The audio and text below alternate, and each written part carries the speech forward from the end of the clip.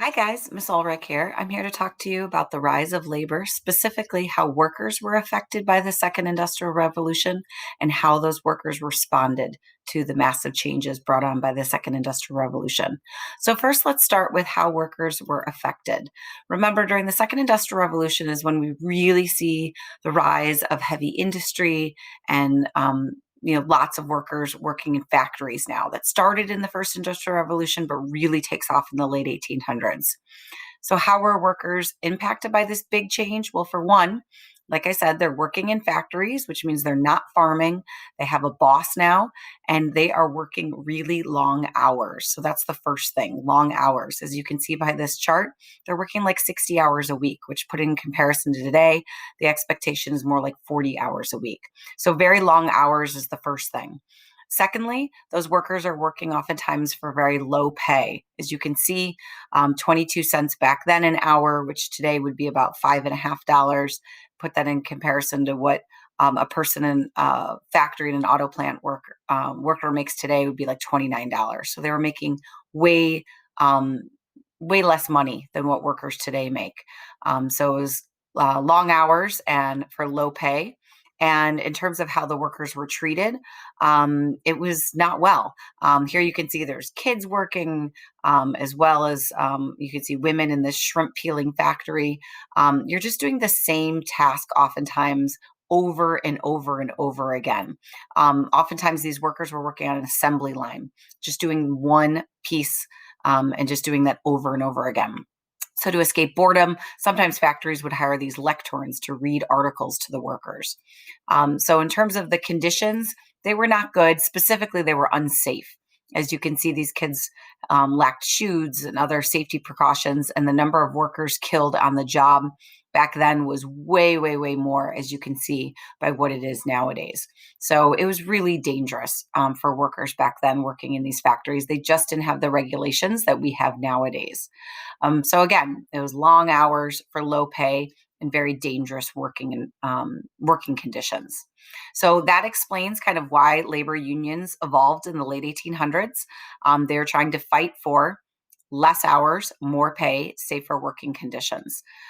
There were no labor unions, in the 1600s, 1700s, because remember, Americans back then were farmers, so they were their own boss. There was no need to organize into these labor unions. But now in the late 1800s is when we see the rise of labor, the first major labor unions and the first major strikes.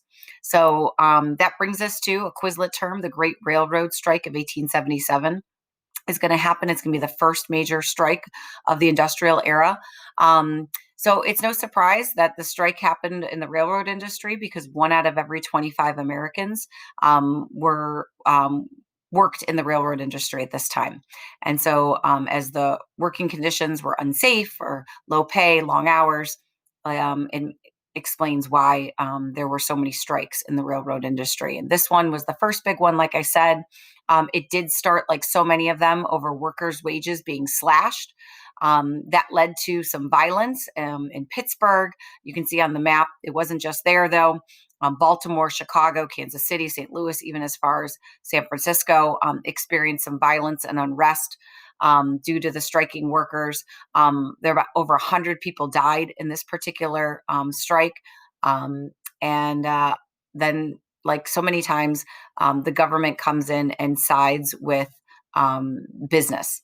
And like so many of the strikes, you can see from this image that a lot of property is destroyed, as well as I mentioned, people dying. In Chicago, Illinois, there was a bombing outside Cyrus McCormick's Reaper plant. Some workers were protesting conditions there.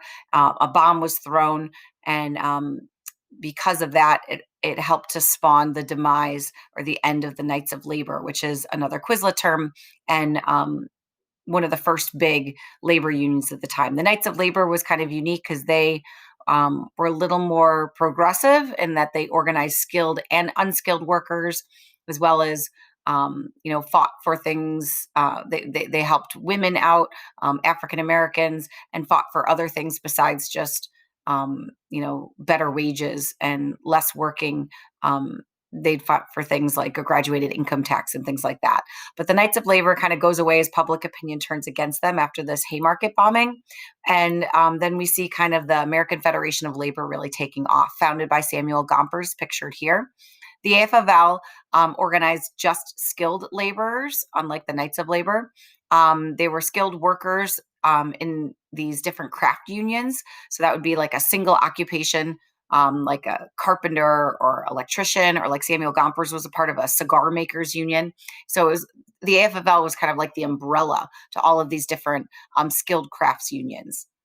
And membership slowly grows, as you can see by the purple here. In the late 1800s, it continues to grow.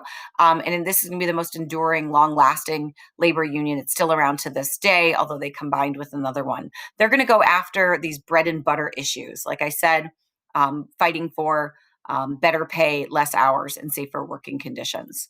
And they do grow. They're going to be, like I said, the most popular labor union at the time. By 1900, they had over 500,000 tradespeople part of their labor union. Samuel Gompers was the, kind of voice of labor at this time. But again, keep it in perspective. We're still talking about around 2% of all the workers were involved in labor unions at this time. So it's still a gradual process to get workers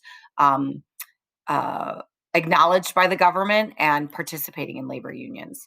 Another big strike of this time period occurred at Andrew Carnegie's plant outside Pittsburgh, Pennsylvania, and Homestead, Pennsylvania, at the Homestead Steel Strike. Again, this was triggered by a slash in wages.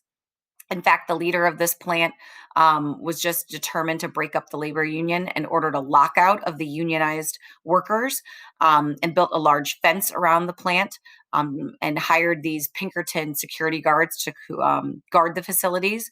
The Carnegie and his plant manager then hired non-union workers to begin working, and the union then tore down the fence, and violence erupted between them and the Pinkerton security guards.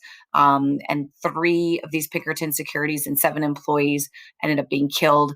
Again, like we see in so many of these strikes, this case, the Pennsylvania National Guard had to be called in to restore some order before subduing this strike. And with the violence, like what we saw after the Great Railroad Strike, that also kind of turns public opinion somewhat against the labor union.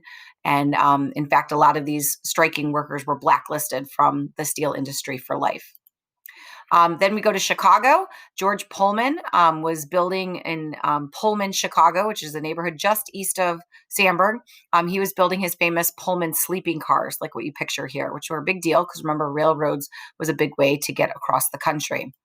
But what was different about Pullman is this is a more modern day picture of Pullman, Chicago, that he had a company town in which his workers paid their rent was actually, they lived in, apartments, and the rent was deducted from their paychecks. And he had a general store where same thing, your grocery bill would just be deducted from your paycheck. And so there was another financial crisis in the late 1800s, same as a financial crisis that kind of helped spawn the Great Railroad Strike of 1877. But George Pullman slashed wages, but he did not slash rents the same. And so workers went on strike. And again, it got violent.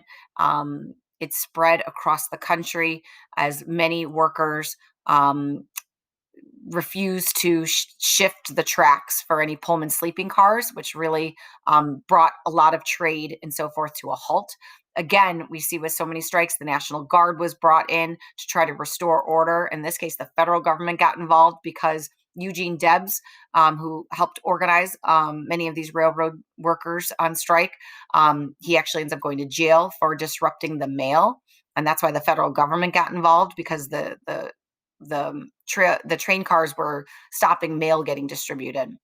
And so in the midst of all this, the president of the United States at the time, Grover Cleveland, actually somewhat acknowledges the plight of the workers by creating a national holiday, Labor Day, to be the first Monday in September, which we still celebrate to this day. Although I think a lot of us just think of it as the last hurrah of summer and have a big barbecue. But this was actually started in the midst of the Pullman strike as a way to kind of somewhat honor and celebrate workers.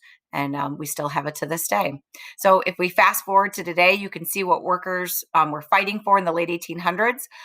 It's going to take some time because oftentimes during the late 1800s, government is going to side with the businesses, not the workers, but they do make their demands known and draw attention more to the difficultiness of being a worker in these factories. And if we fast forward today, you can see that workers have made a lot of strides, but it's going to be a gradual process.